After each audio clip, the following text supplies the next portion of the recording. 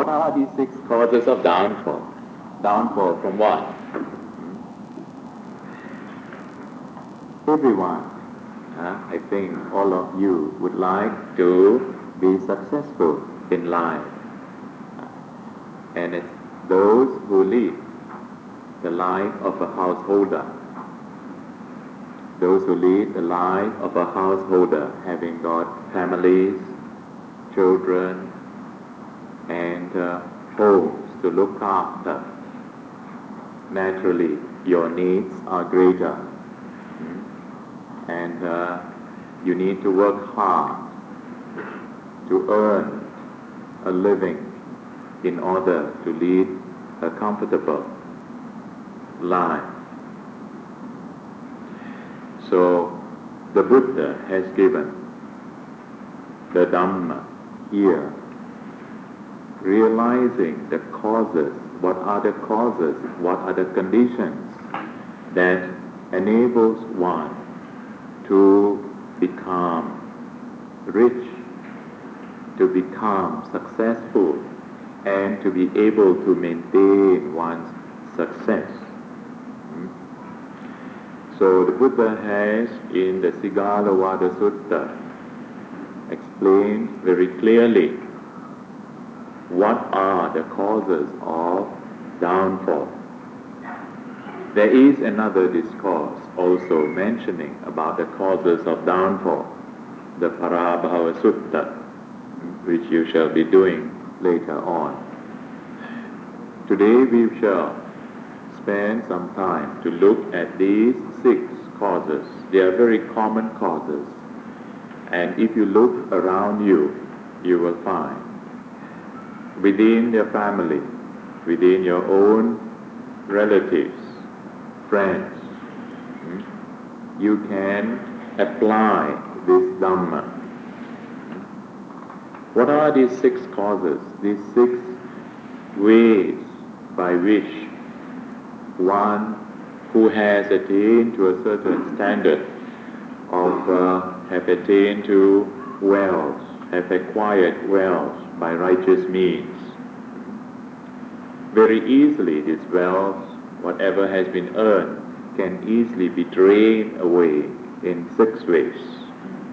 The first way is by intoxicants, indulgence in intoxicants. Those who indulge in intoxicants become drunk. Whatever money that they have earned will dissipate, will waste. What are the consequences of drinking and becoming drunk? Do you know the result? What are the results? What are some of the results that you can see with your own eyes?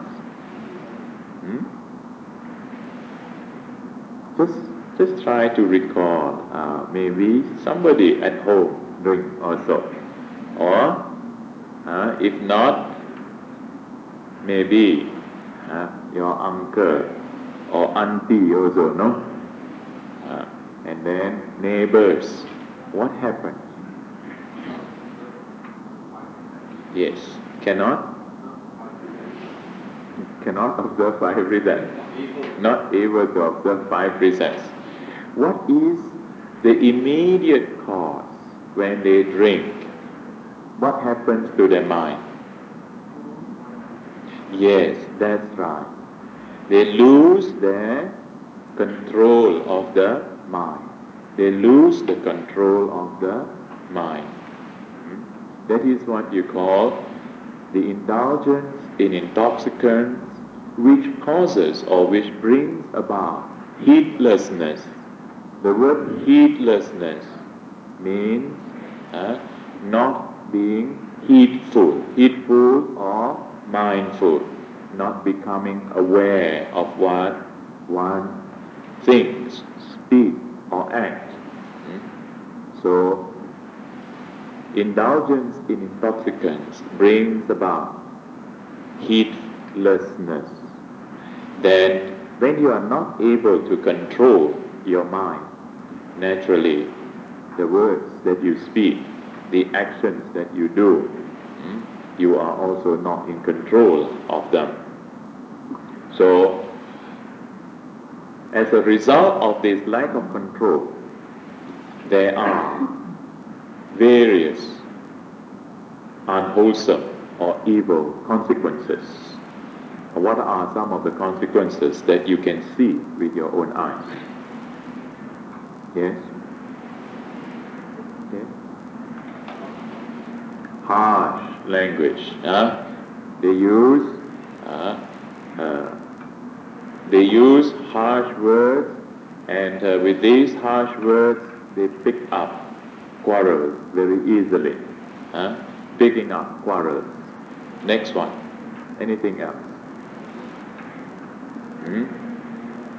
Wrong action. What kind of wrong actions? Beating others. Oh, yeah, he has seen. Beating others. That's right. Quarreling with others. Beating up. Husband beat up wife. Wife, I do not know whether wife beat up husband. I do not know. But in certain places, if they cannot beat up husband, they beat children. This is what happens in the home when parents drink and get drunk and cannot control their actions. So very easily they pick up quarrels. Then what happened to their body? Is it good for health? Liver problem. Those who drink for a long time are susceptible to certain sickness. In other words, they lose the resistance to sicknesses. Then there is sometimes a shameless exposure of the body. And after, when they are drunk, then sometimes they just remove their clothes. Shameless exposure of the body. What else can you think of? You think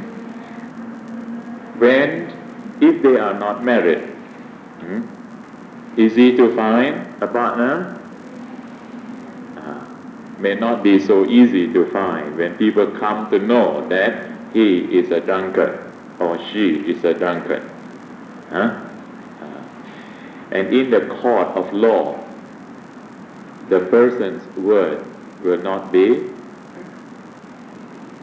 trusted. They will not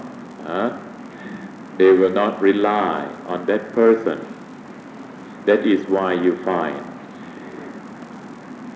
in certain places when some people want to hold an important position in life, that people will dig out his history and find out whether he is a drunkard or not. If he is a drunkard, then they expose that, and people will not rely on the word of the drunkards. So these are some of the consequences of drinking. And that is the first cause of downfall, whereby whatever wealth that you have earned, you have acquired, can easily dissipate, can easily finish that money, because you cannot control. And sometimes I have had this experience of how drunkards, very liberal. Once when I was traveling with my lay teacher in Mexico, and we were outside the pub there where they drink, and we met this, amigo, and very friendly, and invite us in to the pub. So we go in also, no? I was not a monk at that time, so we went in and see what was taking place. And then He's so liberal. He wants to buy food for us and drink and so many things. He wants. Although we cannot understand exactly what he's talking about, but immediately he makes friends and want to buy food and other things. Suddenly he becomes liberal. So not all, but sometimes when they drink, you see, human beings are such that the ordinary human beings are not all that ordinary, no? I told you the other day they are a bit extraordinary because they put on something to show. But when they drink and they cannot control their mind, they cannot control their speech, they cannot control their action, then the real thing comes out. So sometimes some of these people are inside, they are very good, they are very kind people. But because of the tension around them, because of the way of life that they live, so they have become very, they are not so generous. And but sometimes when they drink, the true nature comes out here. So we can see the goodness also, but certainly not the goodness of drinking, because there is no control over their actions. So that is the first cause. What is the next cause? The Buddha has pointed out. This is also very common. You can see this very often. What you call sauntering in the streets at unseemly hours, or loitering. You know what is the man loitering in the streets late in the night? Do you do that? You smile. There must be a cause for the smile, is it? No. And do you not go out sometimes in the night with some friends and loiter around certain corners in the street, hang around, counting lampposts, quantity survey, another kind of survey. Now, what happens? I remember this. When I was young, my grandmother will tell me not to go out late in the night. And I asked, why? What do you think she said? She said, Momo, get you. She said that, at night, dark, there may be ghostly beings coming. And, so I accepted that when I was a little bit young. But when I started to grow up, began to reason these things, it's not so, But there is something. She knows why you should not go out, but she cannot give the reasons why you should not go out.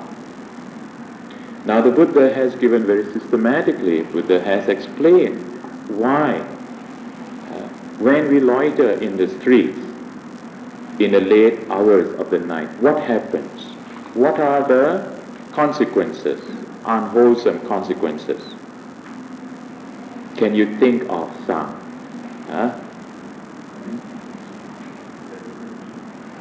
Disturbing the peace of what? Well, he is not disturbing peace. He is there quietly.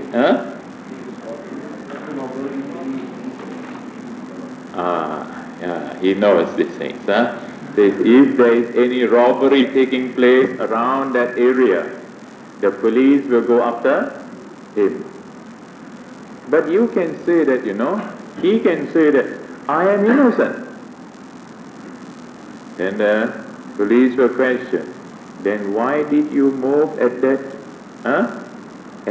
late hour of the night, at that time? Why were you there?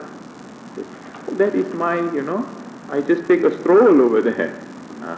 But you may be innocent, But what happens is you open yourself for suspicion. People suspect you. This is what you expose yourself to this. In other words, you ask for trouble. And not only that, when you go out, you are not protected at that time. You are not protected. Your family, if you have family, if you have wives and children at home, they are not protected. Your property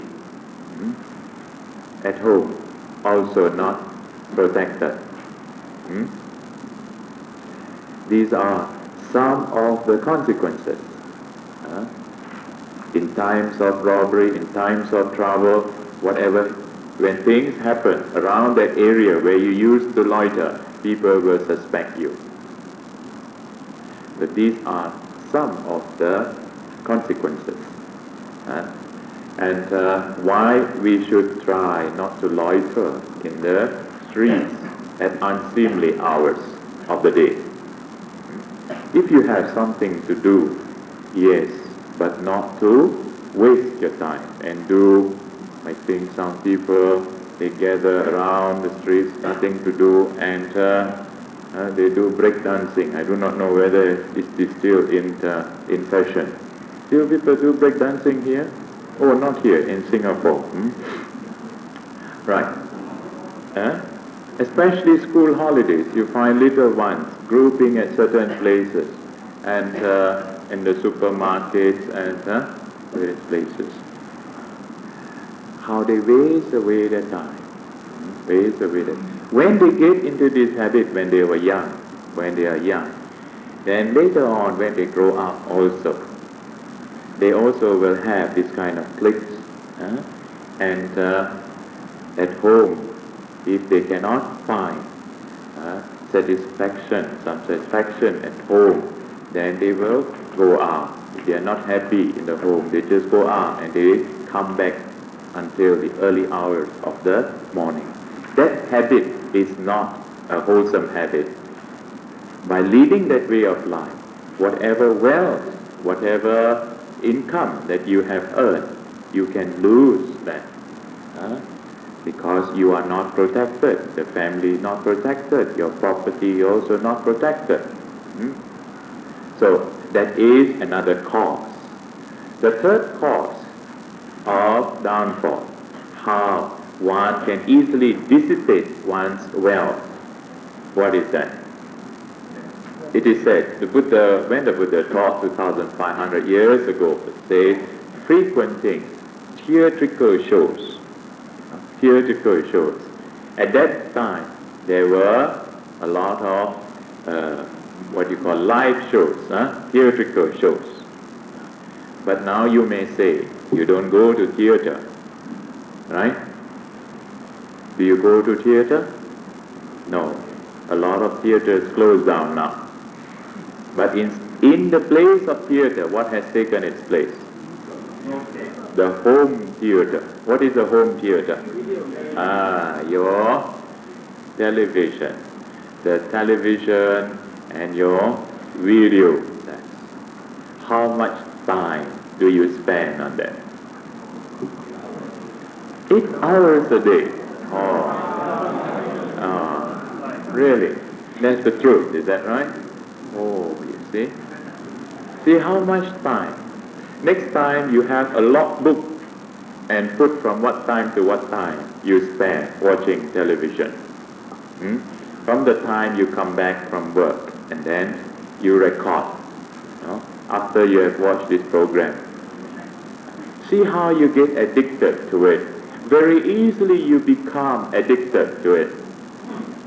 When you watch one show, one program, after you have seen one program, then you will be asking, what is the next one?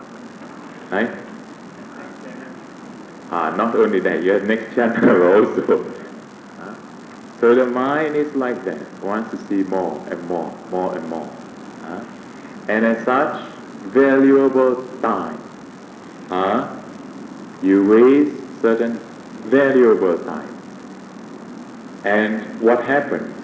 Sleep late. Because the show finished at what time? Until what time? 12:30, is it? Last time it was 11 o'clock. Now? Oh, is that right? Oh, this is development. And so they watch on and on and on. You cannot sleep and go to sleep late. Then you get up late, and then you are tired, drowsy. You cannot attend to your work well. This is how one action conditions other things to happen. And then, as a result, you become very irritable, bad mood, then very difficult for you to associate with others. And when you go to office, when you are pointed out certain things wrong, the boss asks you to do again, or you get upset. Then you are fired like that. So this cause of frequenting theatrical shows is to be understood in our present day in terms of the home theater also. Watching how much time and energy. What about those school going ones? Postpone your homework until tomorrow morning. Then tomorrow morning, no time, cannot get out. Then you say, still got time, go to school. During the interval, can copy. And you say, hey, good friend, so you borrow your book and copy. Is he really good friend? Not that good friend. Good friend must say, if I give you, you can copy today, but tomorrow no more. Now he teach you some more, no? And so that is another cause. Then yet another cause, the fourth cause of downfall. Gambling.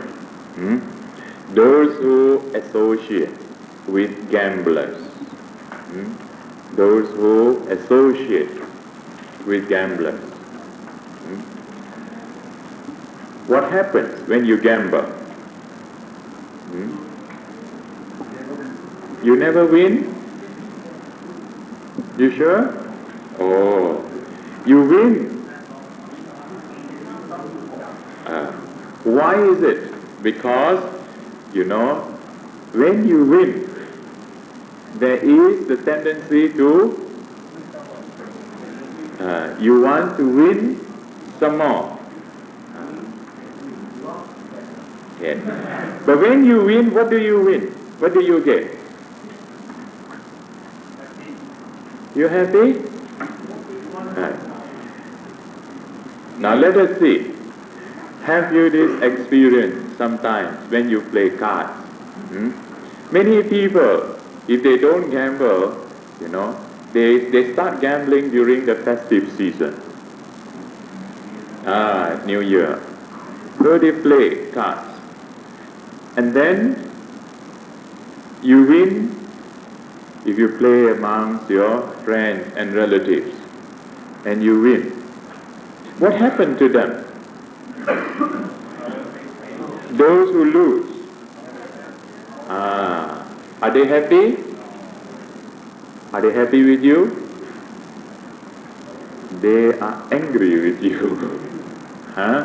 When you win, especially if you win all the time, then they get very angry with you. So what? The winner begets hate. The winner begets hate. Because if you win, somebody must lose. The losers are not happy. The winner begets hate. In the end, there is the loss of wealth. You know how today, even now, while you are listening quietly, you know how many people today are indulging in this activity, big time gambling, not only in casinos, in some other places. Huh?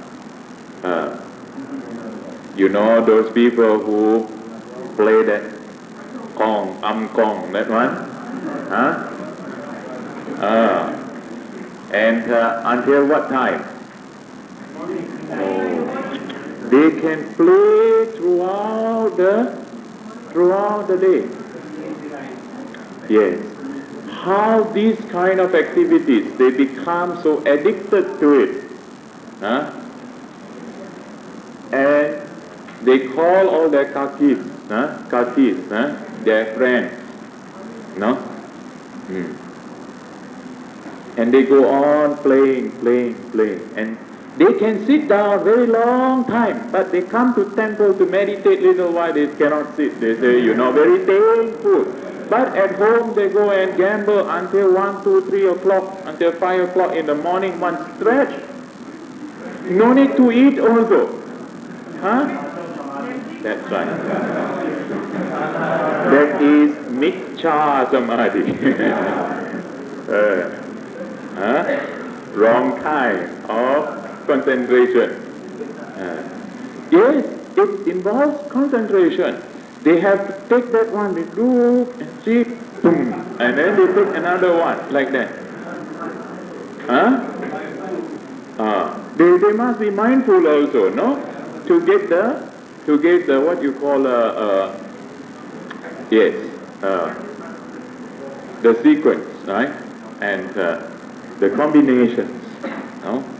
They must be mindful with that. But that kind of mindfulness is not right mindfulness. How many cases,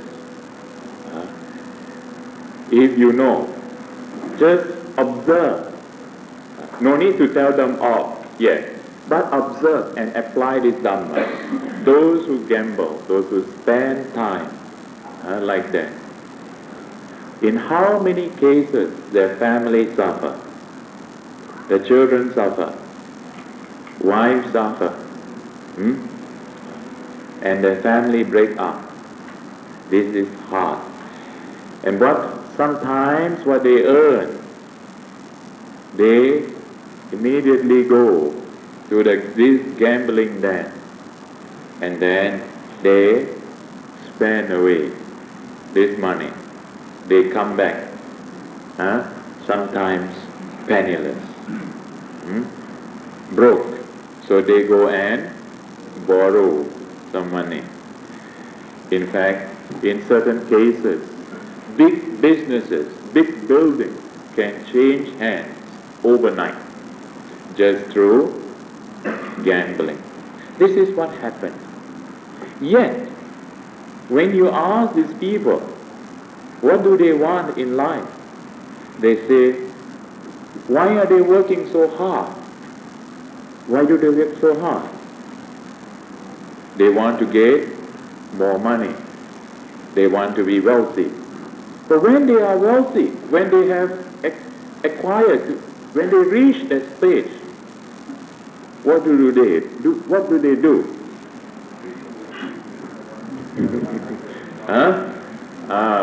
They misuse it and they lose their wealth. This is what happens. With your wealth, we do not say, don't think that Buddhists must be very poor. It is the wrong concept to say Buddhists cannot work, cannot do business, and must remain with all the basic 4 requisites. No. We say when you lead this way of life, when you lead this way of spiritual, religious way of life, then you give up certain worldly pursuits, worldly possessions, in order to develop that contentment within you. That is the simple life. But those people working, they can strive for their worldly pursuits. And they must know the Dhamma which maintains, the mundane, the worldly Dhamma which maintains, helps them to maintain their happiness while they are living. You know, this contemplation of, although this morning you have done anicca, dukkha, anatta, this afternoon.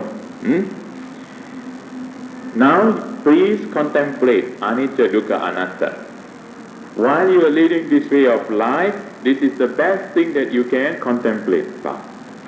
But when you get out of your work, when you get out to do work, if you every day, everything you contemplate anicca, dukkha, anatta, you think you can work? If you want to gain material success, you must think that everything is permanent. Your life is permanent. That is why you draw out the 5-year planner. You plan out this year, then next year you are going to branch out here, there. But if you think anicca, anything can happen anytime, can you plan out those things? But you can still apply. You can still apply this knowledge, but not to take it too seriously, to think everything is impermanent. Then it will be very difficult for you to work if you are not ready to give up. No? So that is why there are certain worldly Dhamma. The Buddha, through his enlightened mind, the Buddha realized what is it that is able to maintain. For those who are not ready to lead the kind of spiritual life, they must know to maintain certain Dhamma, certain worldly Dhamma, so that they can maintain their worldly progress and then see the nature of this worldliness until they get fed up with it. Then they come to the temple. And then they begin to get an insight into the religious life. Then they begin to have higher aspiration for spiritual attainments. Then there are different values by which we should develop. But the insight into the nature of things will help us to maintain some kind of equanimity. So that you can plan, you make your 5-year planner or but if things do not work out as you plan, then your understanding about the nature of worldly phenomena will help you to maintain a calm, will maintain the balanced mind. You will not be terribly upset, and you will not blame your secretary, you will not blame your colleagues for that, because condition changes. That understanding is important. So we come back to this, the causes of downfall. The other cause of downfall, besides gambling, the association with wrong friends, bad company. That's the 5th cause. Association with bad company. Who are these bad companies? Bad friends. Also in this discourse, Sigalovada Sutta, the Buddha has mentioned who are your friends, who are the good friends, and who are those fiends in the guise of friends.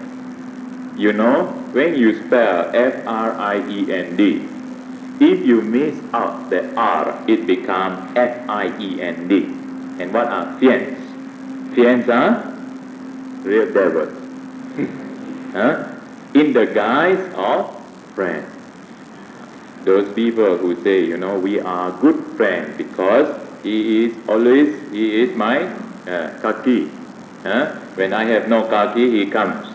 My good friends. Remember, who are your good friends?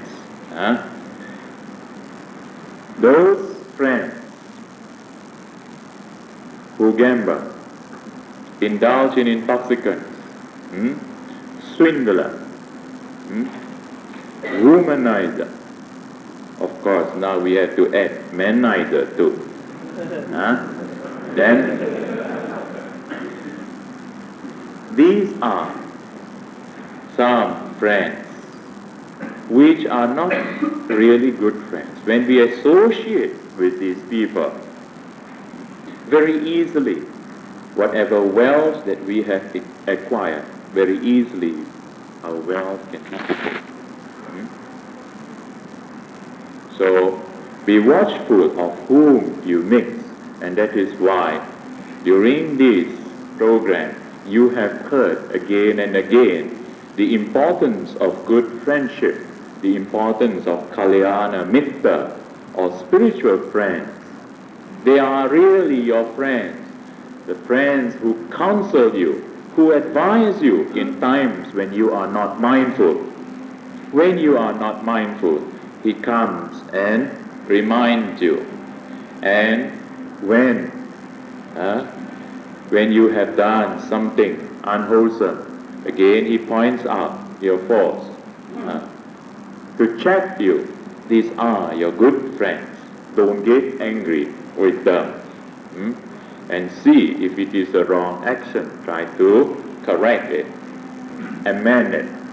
So have good friends, good associates, if you want to progress and become successful in life. Then the sixth cause is associating with idol. The habit of idleness. When you get into, what idleness means? Laziness. In other words, don't be lazy. Laziness is the cause of downfall. What are the characteristics of lazy people? They eat and sleep. They do not want to work. They do not want to study. But they have a lot of excuses why they don't work. What are their excuses they give? When you ask them to work, when you ask them to wake up in the morning, what do they tell you? They tell you, it is so cold. So cold, no? How can we get up? How can we do work so cold? So they sleep until the sun comes up. Then they come and wake them up. Get up. Oh, so long, know how to work. I'll get headache, he says. So he goes on sleeping some more. So these are the characteristics. He says, it is too cold for me to go out to work. Or if not, he says, it is too hot. Or if not, he says, get up, he says, in the morning we have to clean up the temple compound. Did you get up to clean? No.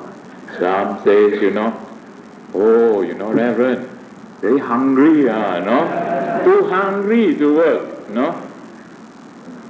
Then after breakfast, you ask them, can you please help to clean these things? He says, Reverend, too full, Reverend, it's so full now, cannot work.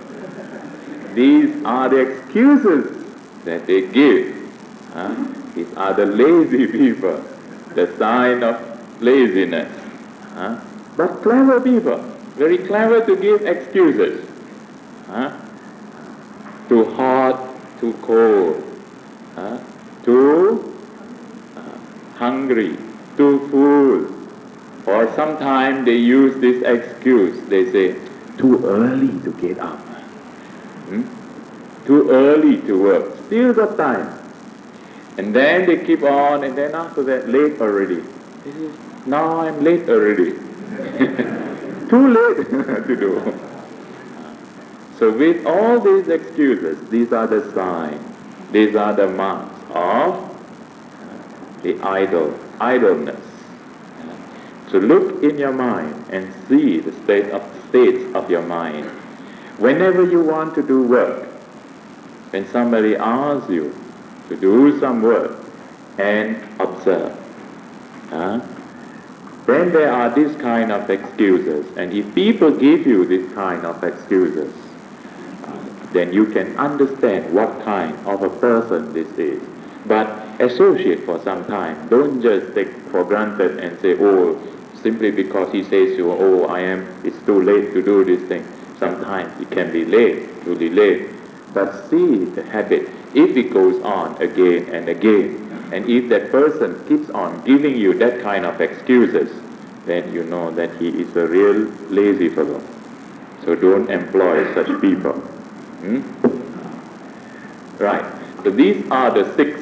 Remember these 6 causes. These 6 ways by which one who has acquired wealth can easily dissipate the wealth. 6 ways of dissipating wealth. It is by realizing these ways, by avoiding these ways, that we work hard, we can become successful and maintain our success. Later on we will tell you how we can maintain success, both in this world and in the next world. Because there are some people who want to be successful, not only in this world, they also want to enjoy next world also. Did the Buddha say yes or no? Oh, yes. So we will tell you about that later on. Meanwhile now, we will give you some time to, if you have any questions about this subject, or if you have some other subject also. We invite questions from the floor also, and we invite Mr. Alex Robertson to take part in this discussion tonight. Okay? Now we open this session to questions. Mr. Alex Robertson, please repeat the question again. Venerable sirs and my friends, that's a good question.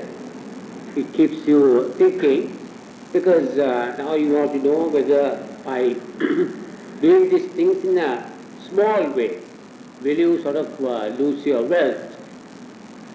Now even, they say, now when you take a picture, the drops of water, little by little, it will fill up the picture. There is a whole song also in the Buddha, little grains of water, little grains of sand makes the mighty ocean and the pleasant land.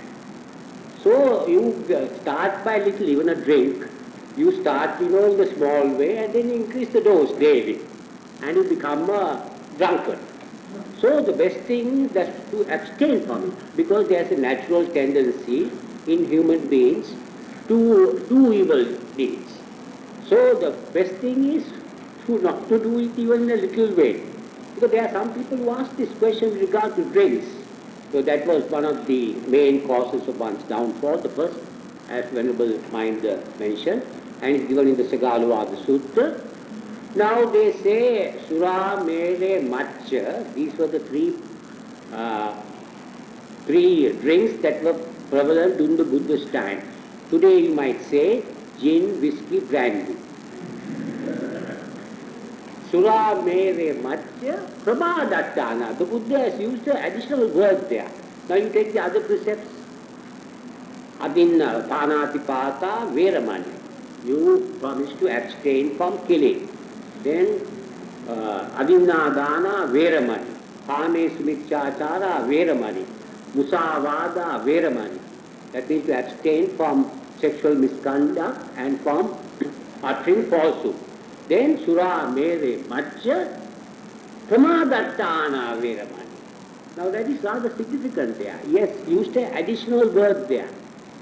As the Reverend Sir mentioned, heedlessness, it leads to pamad, appamad. Now today, in my talk on anicca, dukkha, anatta, I mentioned the last words of the Buddha. Vayadhamma sankara appamadena sampadena. Pramada, appamada.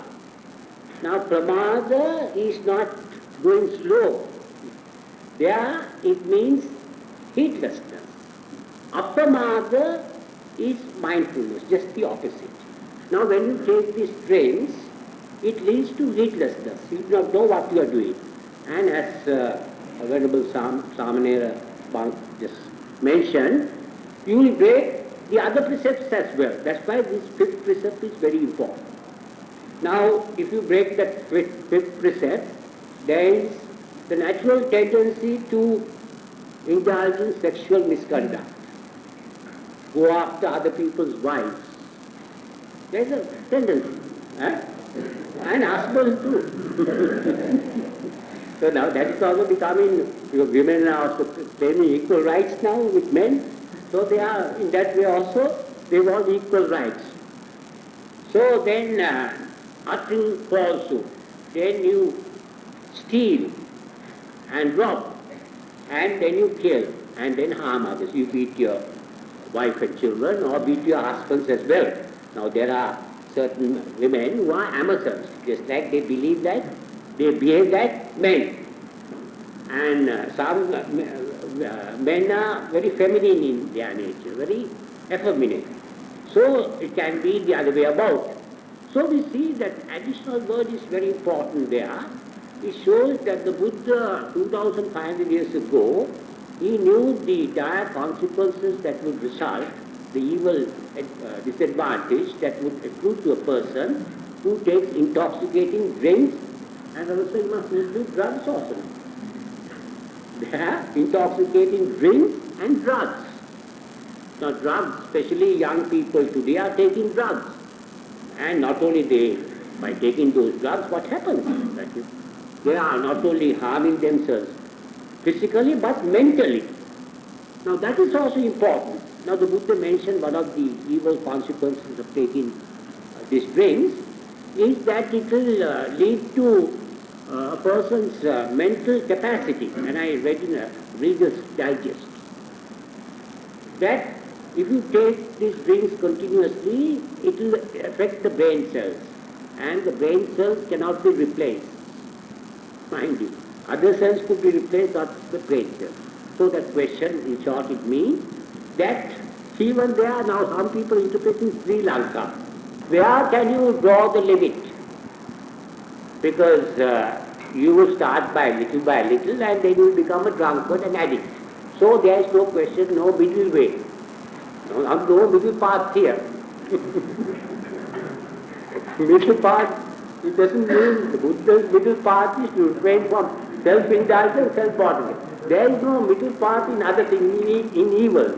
There is no little or moderate. You must keep away. These are precepts that you observe to abstain completely.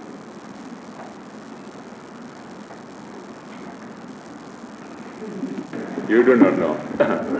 Yes, the question is if we put this question again, what is the significance of being born in the different years according to the Chinese lunar calendar? They have the different kinds of animals, right? The question is if we put this question again, what is the significance of being born in the different years according to the Chinese lunar calendar? They have the different kinds of animals, right? And not only the Chinese, no? I think in Thailand, in Vietnam also, they all have these animals. No? In Tibet also they have these animals. And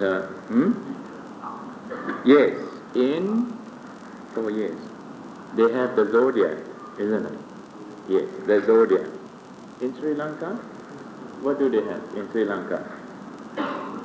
Do they have the year? certain year, do they have certain symbols, like animal symbol or something? No? No. They don't have. In the, yes, actually they have. Ah, the Buddha was born in that under the forest, no? Yes, that's why you see the bull there sometimes. Right. Mm. Right. Here, the animals. I think the other day we mentioned about certain characteristics of certain animals, right? And how sometimes during the day our states of mind also changes. And when we observe the states of mind, we can observe how certain times it is like a doggish mind, sometimes like the snake's mind, working like that, sometimes like the snail, sometimes as stubborn as the ass, you know. Sometimes work very swiftly, very clear mind. You can see this. And that is if you have observed and have studied the behavior, how certain animals, certain characteristics of certain animals. And this is how that Chinese zodiac has come about. And they have incorporated, they have Buddhism into it, no? And I think I have seen somewhere, but how these animals have gone to see the Buddha, except the cat, no? The cat was left out, isn't it? Oh, the cat fell into the drain. Huh? Oh, I see.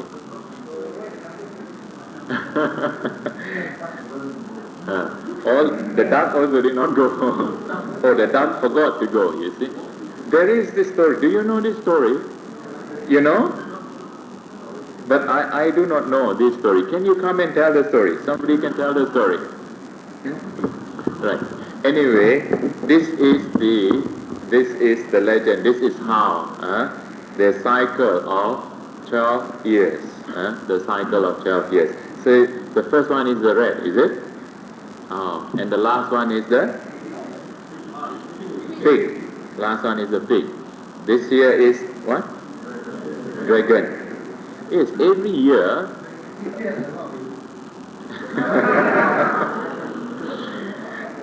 You know, in Singapore, when I go there during the Chinese New Year, and we get from the temples, and the monks will tell us that this year, good or bad, good for what, no? And dragon, they say, there is prosperity, but there is a but there, no? But can also be, so we interpret, this is how I interpret the dragon. You know the dragon, you see? How? Up and down. So this year also you have up and down, no? Anyway, there are certain characteristics in these animals, and how certain animals have certain affinity and can associate with but certain animals cannot associate. So this is over a long period of observation. It actually is not according to the teachings of the Buddha, but because they want to popularize this story, and at that time there must have been a lot of Buddhists there in China, so they put the Buddha into the picture, so people like it, and that is how they have introduced this story, this legend.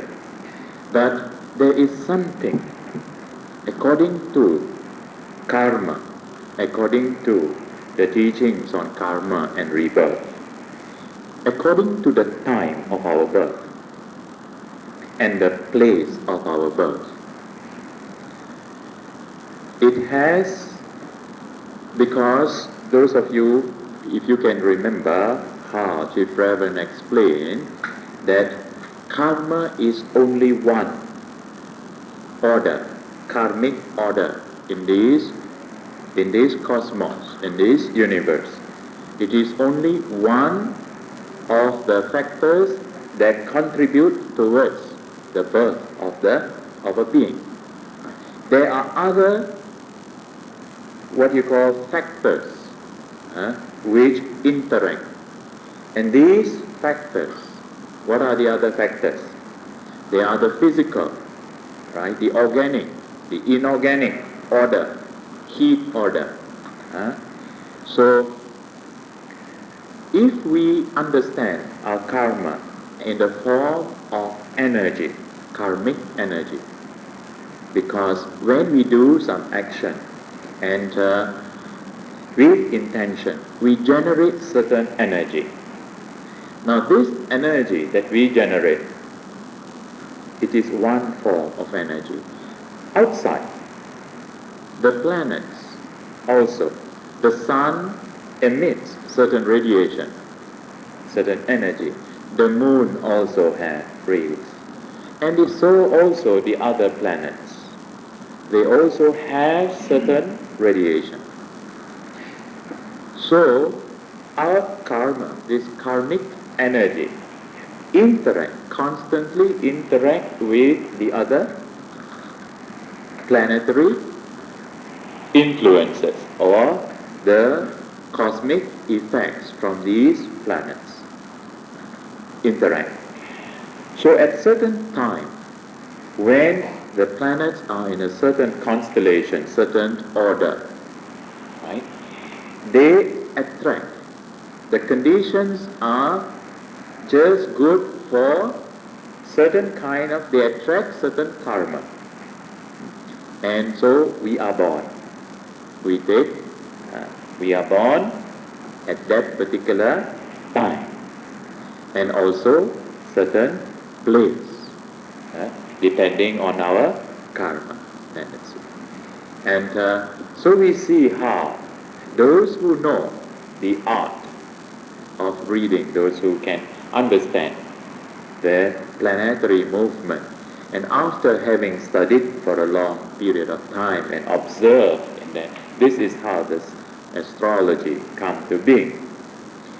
Now, in the past, the monks, how astrology has become associated to Buddhism, because in the past,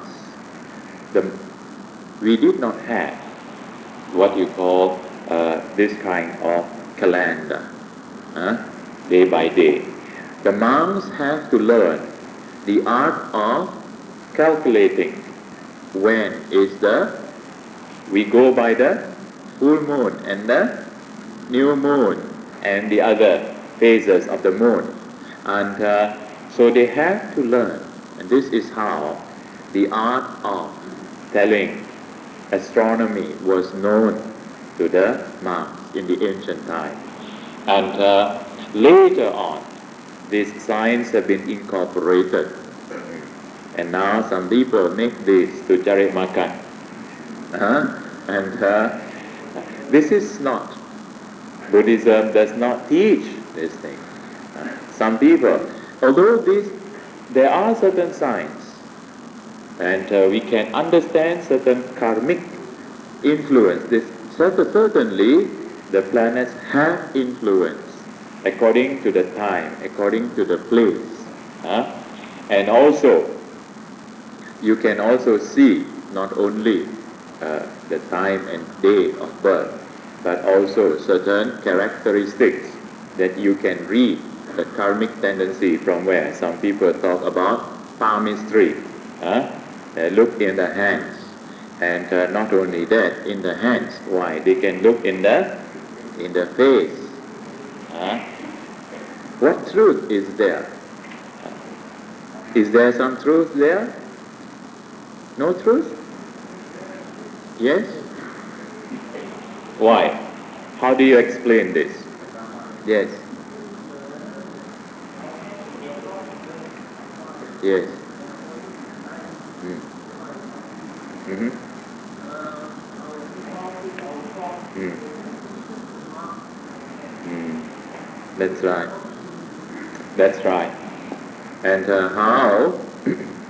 how the mind, uh, the mind has radiate emits this kind of electrical impulse. Mm? And very often, if you see the hands, the marks on your hands and feet, uh, you see that there are certain lines according to the karmic tendency, karmic flow. But if you observe it carefully, they also change. Of course, the main characteristic, the main lines, may not change so easily within one lifetime. Hmm? But the smaller lines, you can see the crosses, crisscrosses, the fish one, fish sign, all the Dhammachakra one, the wheel sign, lotus sign, all may appear in this.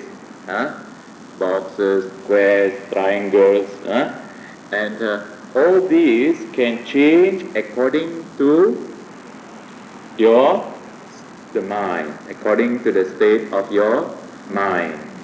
And this is where, when you develop your mind and you understand the karmic tendency, you can check, you can control.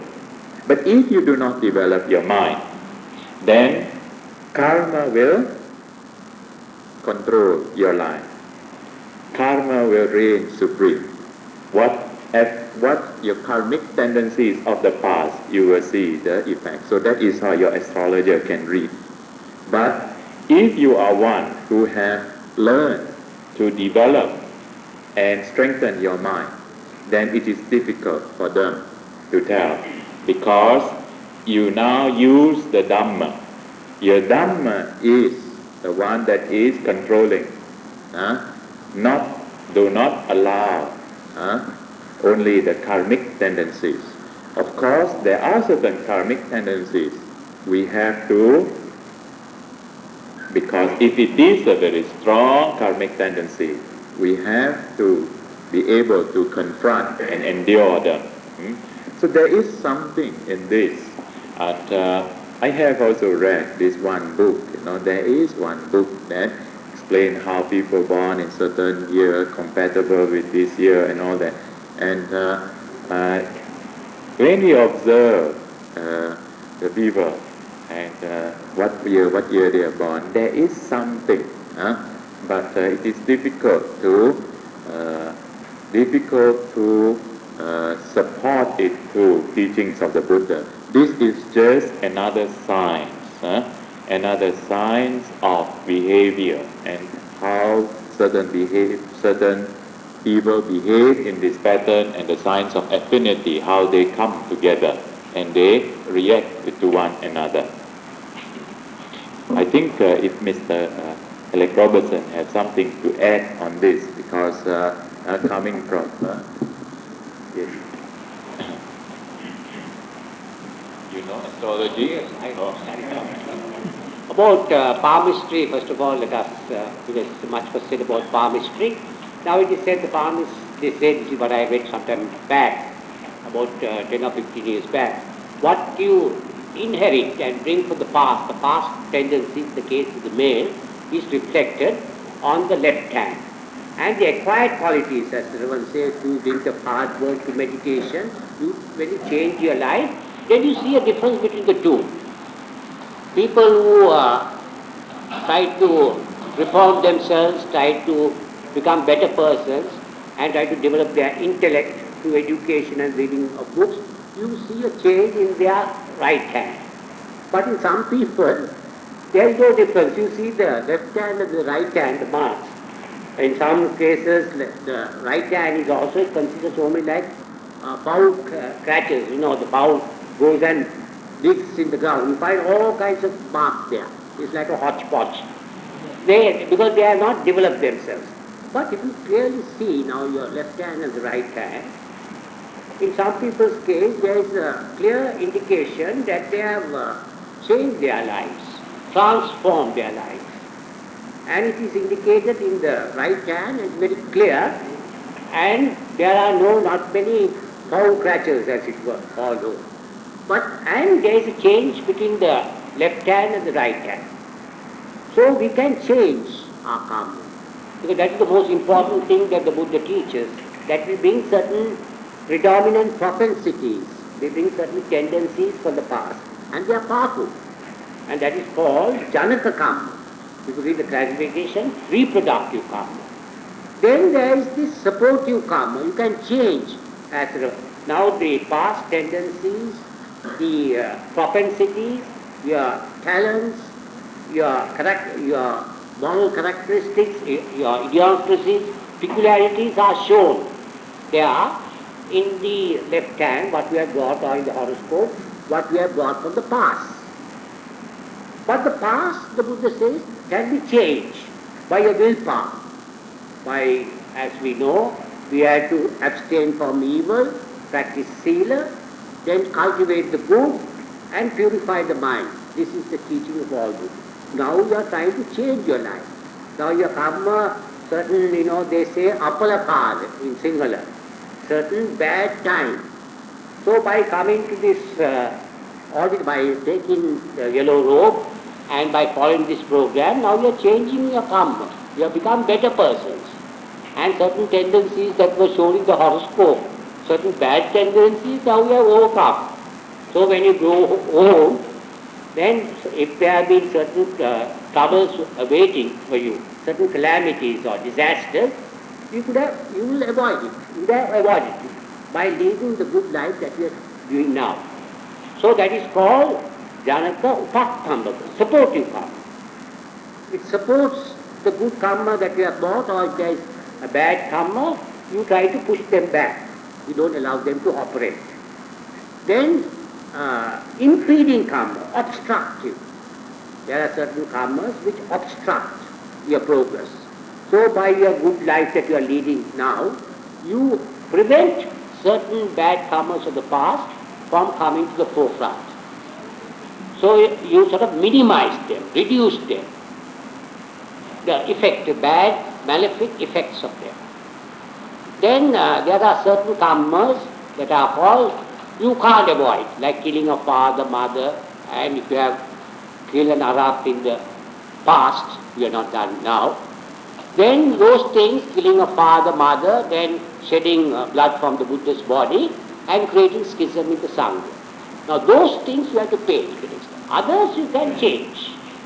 Now that's why Buddhism is the only religion which says that karma is in our own hands. We are the captain of our fate and the master of our destiny, as it were. We can change it. So that propensity, thing is there. So that's why in certain people, now I know, in the case of Venerable,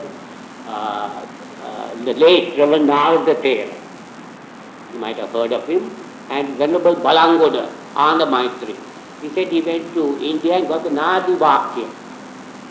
And the Nadi Vakya, now so many people in I might have heard, where they go and get certain ola leaves, and their whole life is portrayed there, given there.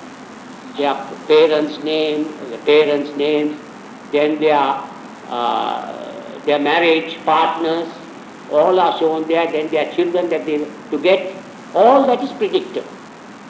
But the only thing, even Reverend Narada's case was said there, that he would go to first place that he would enter, go on Dhammaduta work, is an African country. Now he had an idea of going to England and Germany, but actually, as it was predicted in the Nadivakam, in the Ola leaves, that he would go to this particular country in Africa. And what is strange is that the teacher's name was given there, Parayana Srimati Atma.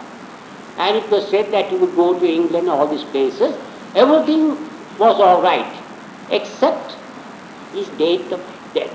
That was not in the case of Balangoda Anga Maitri, and also in the case of Narada, it was said that he would die at the age of 75, but he lived up to 86. Because of his meditation and good work, he prolonged his life. Balangoda Anga Maitri is now 93, but he's mentally alert. There also it was said that he would die somewhere when he was 85. But he continues to live because he knows our mind, the knows two great learned and pious monks. One is dead, one is yet alive. Balangoda Anga Maitri. And his pupils' names all were given. That one pupil of his would die. And it was correct, it was all mentioned there. So that is a show that because we have lived for several lives in the past, and we have done all the good and bad things in this universe in the past, because we have lived for a number of lives. And that is very powerful. The karma that you bring from the past, that is called the Janaka karma, but you can change it through this virtue, concentration and wisdom. Because we don't believe that God determines our birth, or that due to natural causes. But it says that we can change our life. Now that is very beautifully brought out in the Mangala Sutra. The Mangala Sutra brings it very beautifully. 3 causes are given for a person's progress, materially as well as spiritually. It says, Patirupa desa vasocha puppeta kata punyata atta samma panidicha etam mangala muttama. Now this is the most important, not to be fatalistic, not to rely on your horoscope on the palm. If you rely mainly on the horoscope and the palm, you will not make progress. But the Buddha says that due to 3 causes, puppeta kata, first patirupa desa vasocha, living in a suitable environment.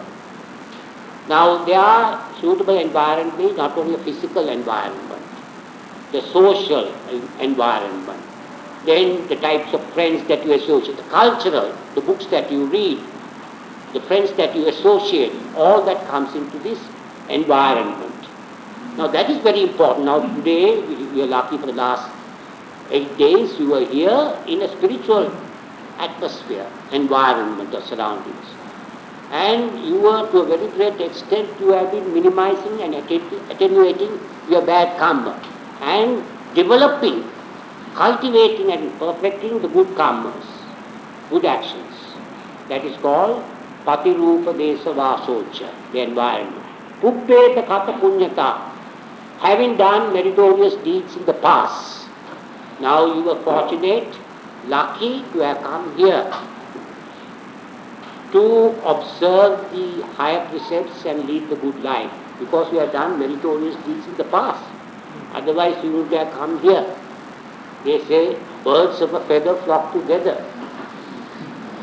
If you go to the gambling den, you see the same old faces there. And not only that, when I was working in a garment department, I was in the Hollywood for 30 odd years, I was an audit officer. I was doing auditing, and we are supposed to be the watchdogs of the garment's exchequer. Find out. And I was doing that and doing broadcasting as well. So now there I used to, when I was auditing the accounts of a certain Ministry of Plantations at Kolpiti, there was a tavern, just close by the office. And I used to pass that way to the National Development Savings Bank, which is a 6-story building, and I used to go there to the 6th floor to have my lunch. So when I pass daily at about 12 o'clock, I just look at the tavern. I see the same old faces there. So you go even for a good thing, we say like this sale campaign coming to the temple, you see the same old faces. So that you can change your karma, and you have done meritorious deeds in the past that you were conditioned to this particular environment. But you can change this by your effort and by your good works. Then the last is very important. Atta samma panidicca. making an effort to go on the good road. Now, Reverend Mahinda, he has been a spiritual advisor. I also was as a guide, friend and philosopher. I am trying to direct you, our spiritual advisors, both of us, Venerable Dr. Dhammananda, are guiding you on the correct lines, on the correct road. Now that is a very important thing. And even the Mangala Sutra starts with that. What? Asevana cha balanam, panditanam cha sevana. To keep asevana cha, try to keep away from fools. Fools there means those who do evil deeds, those who are not able to distinguish between good and bad, between right and wrong. Those are the fools. There are educated fools also. People who have passed their MA, PhD but start drinking and up to debauchery and womanizing. They are fools, according to Buddhism. If they do that, they are balas. But if a person might be an ordinary village, a very illiterate person, he can't read, write or do any arithmetic, but he may be a mature, he may be a pandita, according to Buddhism. Pandita is not having a string of qualification, it is judged from the moral sense. A person who leads a good life, who observes the 5 precepts, is a pandita. So there are also the importance of having a good spiritual advisor who will be able to give counsel and advice to put you on the correct road. That is Atta Samma Pane Diksha. So you find there are 3 factors, even for your material progress. You must have a good environment, good friends, not friends whom you associate who will drink and gamble and who will sort of squander your wealth, play ducks and drakes with your wealth, as it were, if you associate with bad friends. So you have to associate with good friends for your business business adventures. For there to be progress, if you associate with those bad friends, what will happen? They will drink, gamble, womanize and do all kinds of bad deeds, and you will waste all your wealth, you squander your wealth. So the very important thing is the good friend and the proper environment. For even your material progress, you must make an effort. Uttana Sampada. We must make an effort, the Buddha says. And you have to do it. Buddhism is a do-it-yourself religion. All other religions, they depend on God, try to cling on to the 8 principles of God and try to get their salvation. Buddhism is a religion which says that you have to rely on yourself for your material and spiritual development. So we see that these 3 factors are very important to change one's karma. And though the horoscope, don't rely much on the horoscope on your path. Otherwise you become fatalistic. That is preordination. That is one of the false views, the Buddha says. That is pubbeta kata hetu.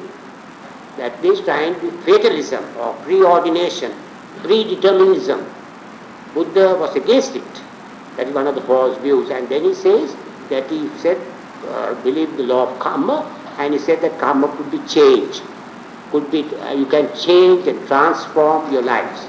And that is very encouraging religion, and it gives us so much of confidence in ourselves, and we have confidence in all of us to go to develop yourself, perfect yourself, and attain harashi. Otherwise, if you look at the horoscope and at your palm, you will not make any development material or spiritually, and there is no nirvana for you. So I think now we have touched on quite a few things, and horoscope and astrology, palmistry, and so there is a wide scope of discussion, and we will carry on the discussion. We'll leave it for tomorrow